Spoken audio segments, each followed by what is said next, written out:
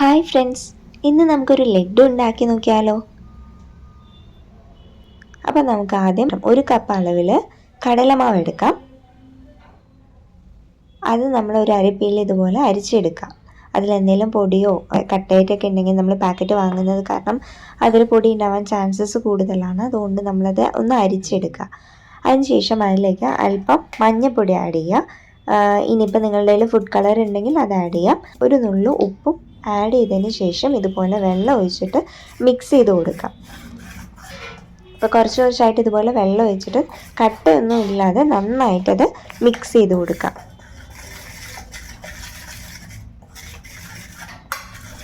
കണ്ടോ, ഇതിൽ നമ്മൾ കട്ടയൊന്നും ഇല്ലാതെ മാക്സിമം നന്നായിട്ടത് നമ്മൾ മിക്സ് ചെയ്ത് എടുത്തിട്ടുണ്ട്. അപ്പം ഈ ഒരു കൺസിസ്റ്റൻസിയിൽ വേണം നമുക്കത് കിട്ടാനായിട്ട്.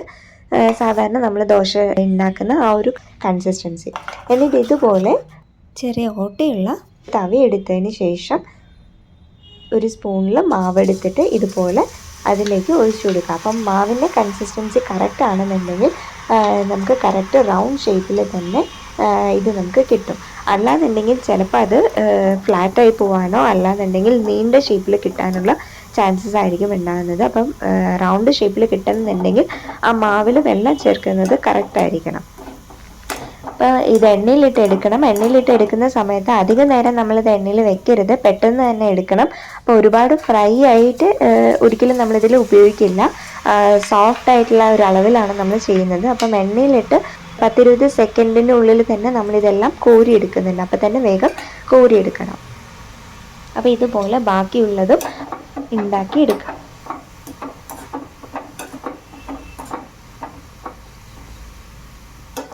എണ്ണ നന്നായിട്ട് ചൂടായി കിട്ടുന്നത് വരയ്ക്കും മാത്രം ഫുൾ ഫ്ലെയിമിൽ വെക്കുക. നമ്മളിതിലേക്ക് മാവ് ഇടുന്ന സമയത്ത് തീ മാക്സിമം കുറച്ച് വെക്കണം. അല്ലാന്നുണ്ടെങ്കിൽ ഈ ബൂന്തി എല്ലാം തന്നെ ഫ്രൈ ആയി പോവും. അപ്പോൾ നമ്മൾ ഏറ്റവും ലോ ഫ്ലെയിമിൽ വെച്ചുകൊണ്ട് വേണം ഇതെല്ലാം നമ്മൾ ചെയ്യാനായിട്ട്. ഓക്കെ, നമ്മുടെ ബൂന്തി എല്ലാം റെഡി ആയിട്ടുണ്ട്. ഒരു ചീൻചട്ടിയിൽ 1 സ്പൂൺ അളവിൽ നെയ്യ് ഒഴിച്ചിട്ട് ഇതുപോലെ കിസ്മിസോ നട്ട്സോ എന്നാണോ നിങ്ങൾ ലഡുവിൽ ആഡ് ചെയ്യാൻ ഉദ്ദേശിക്കുന്നത് വെച്ചാൽ ഇതുപോലെ ഒന്ന് നെയ്യിലിട്ടിട്ട് എടുക്കാം.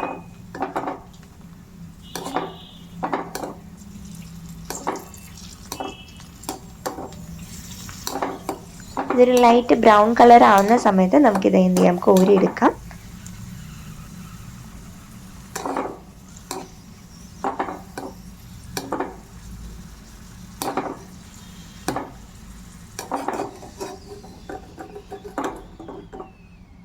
പിന്നെ വേണ്ടത് പഞ്ചസാരയാണ്. മിക്സിയിൽ പഞ്ചസാരയും ഏലക്കയും ചേർത്ത് അടിച്ചെടുത്തതും ഇതിൻ്റെ കൂടെ ആഡ് ചെയ്യുന്നുണ്ട്. ഒരു 1/4 ബൗൾ അളവിൽ, ഇപ്പം നമ്മൾ ഏത് കപ്പിലാണോ എടുത്തത് അതിൻ്റെ ഒരു 1/4 ബൗൾ അളവിലാണ് പഞ്ചസാര എടുത്തിരിക്കുന്നത്. അതിൽ ഏലക്കപ്പൊടിയും അതിൽ നമ്മൾ ആഡ് ചെയ്തിട്ടുണ്ട്. എന്നിട്ട് വെള്ളം ഒഴിച്ചിട്ട്, ഒരു പാനിൽ വെള്ളം ഒഴിച്ചിട്ട് ഇതുപോലെ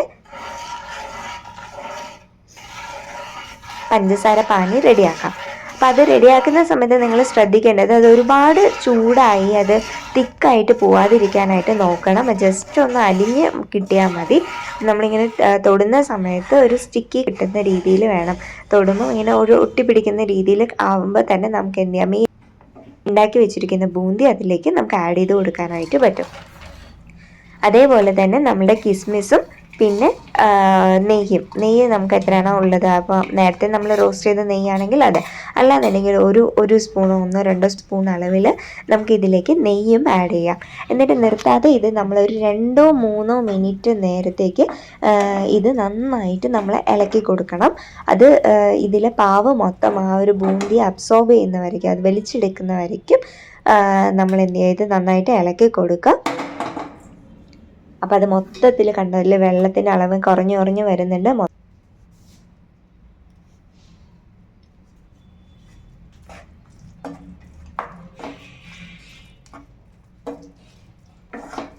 കണ്ടോ, നമ്മുടെ ലഡുവിനുള്ള ആ ഒരു അളവിൽ ഇത് റെഡി ആയിട്ടുണ്ട്. അപ്പോൾ ചൂടോടെ തന്നെ നമ്മൾ എന്ത് ചെയ്യുക, ഇതിന് ഉണ്ടാക്കിയിട്ട് നമുക്ക് വേണ്ട ഷേപ്പിൽ തന്നെ ഉരുട്ടി എടുക്കാനായിട്ട് പറ്റും. അപ്പോൾ ഒരു 2 മിനിറ്റ് വെയിറ്റ് ചെയ്യുക. അപ്പോൾ ഒരു ചൂട് കുറച്ച് ആറി കിട്ടും.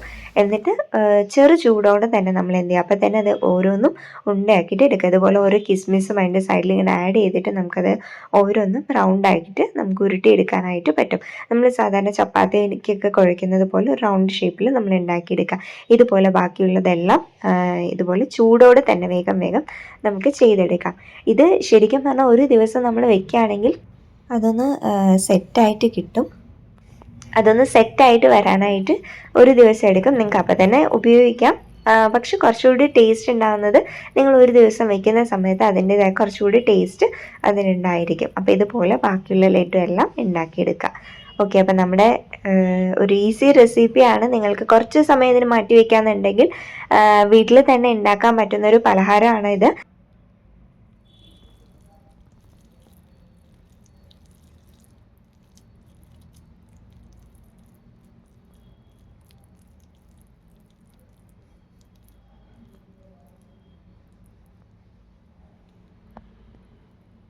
ഫുഡ് കളറും ഇതൊക്കെ ആഡ് ചെയ്തിട്ട് കിട്ടുന്നതിനേക്കാളും എത്രയോ ഹെൽത്തി ആയിട്ടാണ് നമുക്ക് വീട്ടിൽ തന്നെയുള്ള സാധനങ്ങൾ കൊണ്ട് ഉണ്ടാക്കാൻ പറ്റുന്നത്. അപ്പോൾ നമ്മുടെ എല്ലാ ലഡുവും റെഡി ആയിട്ടുണ്ട്. അപ്പോൾ എല്ലാവരും ഇത് ട്രൈ ചെയ്ത് നോക്കുക. നിങ്ങളുടെ അഭിപ്രായങ്ങളെല്ലാം അറിയിക്കുക. അപ്പോൾ എല്ലാവരും ട്രൈ ചെയ്ത് നോക്കുക. നമ്മുടെ ചാനൽ സബ്സ്ക്രൈബ് ചെയ്യാത്തവരാണെങ്കിൽ വേഗം തന്നെ പോയിട്ട് സബ്സ്ക്രൈബ് ചെയ്യുക. നമ്മുടെ റെസിപ്പി ഇഷ്ടമായി എന്ന് വിചാരിക്കുന്നു. അപ്പോൾ എല്ലാവരും ട്രൈ ചെയ്ത് നോക്കുക.